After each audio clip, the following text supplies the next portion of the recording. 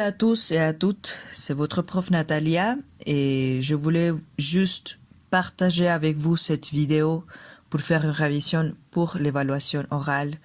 Alors, c'est parti. Et en termes généraux, on peut résumer les objectifs du cours en 4. En termes de production orale, le premier et le plus important, c'est de convaincre. Le deuxième, donner son opinion, exprimer son accord, son désaccord. Le troisième, comprendre des tâches et des instructions. Et évidemment, il y a la partie prononciation qu'on espère d'un niveau B1.1. Ouais. Faites attention à ça, ayez conscience et faites un effort de bien prononcer, d'être fluide, d'être spontané. Et pour le faire, il faut pratiquer. Il faut tenir compte des expressions que je vais réviser avec vous au long de cette vidéo. Mais ne vous compliquez pas la vie, d'accord? Bien. On commence avec le premier objectif, que c'est convaincre une personne. Ce qui est le plus important de cette partie, c'est en fait les connecteurs logiques et les expressions qui montrent la certitude de votre discours. Alors, c'est très important de ranger le discours. N'oubliez pas d'utiliser des expressions de succession ou suite logique comme d'abord, premièrement, dans un premier temps, ensuite, pour terminer, pour conclure.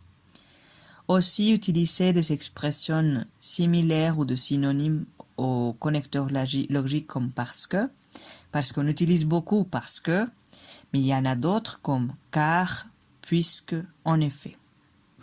Aussi, au lieu d'utiliser tout le temps alors, on peut se servir des synonymes ou des expressions équivalentes comme ainsi, donc, c'est pourquoi, par conséquent. Quand vous voulez donner plus d'informations, n'oubliez pas qu'on a la conjonction et qu'on utilise pas mal, mais aussi des expressions comme de plus, en plus, pourquoi pas, par ailleurs, d'ailleurs, etc. Aussi des synonymes pour l'expression mais. Par exemple, cependant, alors que, toutefois, ce sont des expressions qu'on pourrait utiliser ou jouer un peu. Et là, il y a d'autres expressions, mais j'aimerais faire emphase notamment sur la partie illustration.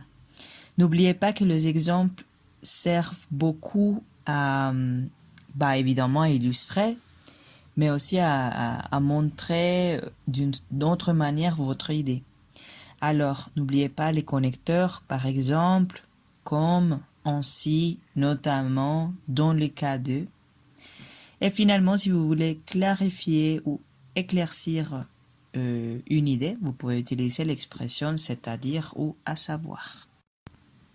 D'accord. On continue avec les expressions pour donner son opinion, pour exprimer son accord ou son désaccord. Je vous ai donné des fiches avec les expressions, mais ici on a deux parties que je considère très importantes. Les questions pour connaître, l'opinion d'autres personnes. Par exemple, à ton avis, à votre avis, quelle est ton opinion, quelle est votre opinion? Quel est ton avis, quel est votre avis? Qu'est-ce que tu penses? Qu'est-ce que vous pensez? Qu'est-ce que tu crois? Qu'est-ce que vous croyez? Etc. Alors, si vous voulez connaître l'opinion d'autres personnes, voilà, ce sont les expressions que vous devez utiliser.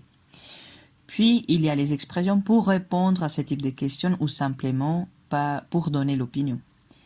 Alors, on peut utiliser à mon avis, d'après moi, selon moi personnellement, je pense que, je crois que, je trouve que. Pour moi, c'est plus une caractéristique.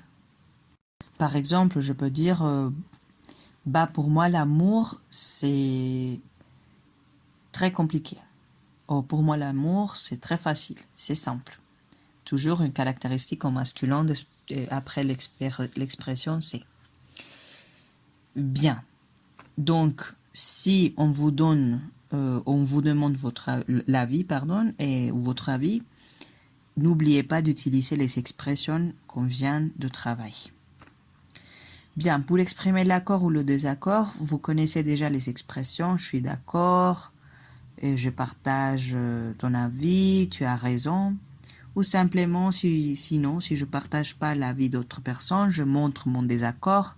Alors je dis « je ne suis pas d'accord »,« je ne partage pas ton avis », etc. Alors, j'ai un exemple. Essayez de convaincre votre ami d'arrêter le café. Donc, j'ai créé cette petite conversation pour vous montrer qu'est-ce que l'argumentation, qu'est-ce que convaincre à l'aide des connecteurs logiques et d'une manière simple dans un contexte très quotidien. Salut Pierre, tu vas bien? Ouais, pas mal. Attends, laisse-moi finir cette tasse de café et on va prendre une autre. Écoute Pierre, je vois que tu bois trop de café et je pense que tu dois faire attention. Le café, c'est ce que les gens aiment boire le plus, mais il peut affecter ta santé, particulièrement ton cœur. Et ce n'est pas tout, hein. Tu peux être moins stressé et anxieux si tu arrêtes. En plus, je sais que tu ne dors pas bien, et c'est évident que le café peut entraîner de l'insomnie. Bref, je pense que si tu arrêtes de boire autant de café, tu te sentiras mieux avec le temps, tu ne penses pas? Merci Nat, mais je prendrai mon temps. Je vais y réfléchir. Voilà, donc ça c'est un exemple de la vie quotidienne qui pourra vous servir aussi pour vous préparer à l'heure de donner votre opinion et à l'heure d'argumenter. N'oubliez pas qu'argumenter, c'est simplement dire voilà, parce que oui, ou dire juste une idée. Il faut développer l'idée. Bien. Pour finir, il y a la partie de comprendre des tâches et des instructions. Donc pour cette partie, n'oubliez pas on a vu la partie cuisine et il y a deux verbes qui travaillent avec la préposition de ou à. Je voulais juste vous montrer une petite image avec les verbes les plus importants qui utilisent ces prépositions. N'oubliez pas qu'après les prépositions, on utilise le verbe à l'infinitif. Par exemple, si vous regardez la liste de verbes qui utilisent la préposition de, je pourrais dire tranquillement, par exemple, et je suis obligé de rester à Cali. Je suis obligé de rester à Cali. Dans ces cas, le verbe rester, ça serait à l'infinitif. Et avec un verbe qui utilise la préposition à, voilà. Par exemple, je pourrais dire, là il y a le verbe encourager. Alors je vous encourage à travailler le français et à réviser en utilisant et en regardant plusieurs fois cette vidéo. Voilà, donc nous avons un exemple où l'on utilise ces verbes.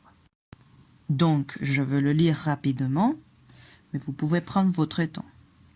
Julie a fini ses études et elle a décidé de partir travailler à l'étranger.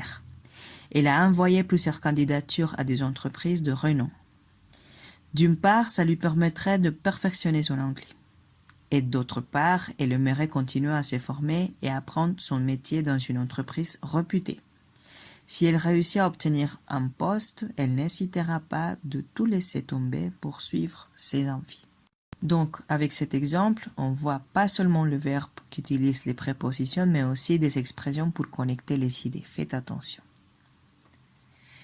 Voilà, et pour finir, on a les sujets. Peut-être que vous aurez demain comme exercice pour l'épreuve orale. Par exemple, expliquer la recette de cuisine d'un plat typique de votre pays. Là, il faudrait utiliser les verbes qui utilisent les prépositions de ou à. Expliquer son désaccord par rapport, pas seulement les désaccords, l'accord aussi par rapport à un sujet déterminé. Rapporter les paroles de quelqu'un, c'est-à-dire qu'est-ce qu'il dit, qu'est-ce qu'elle dit, et finalement parler de ses émotions. Il y aura des situations aussi de dialogue où il faudra utiliser les connecteurs logiques, les expressions de l'opinion. Alors c'est tout, merci beaucoup et j'espère que cette vidéo va vous servir à vous entraîner et voilà. Et au revoir, à la prochaine. Je vais laisser ces documents sur la plateforme. Au revoir.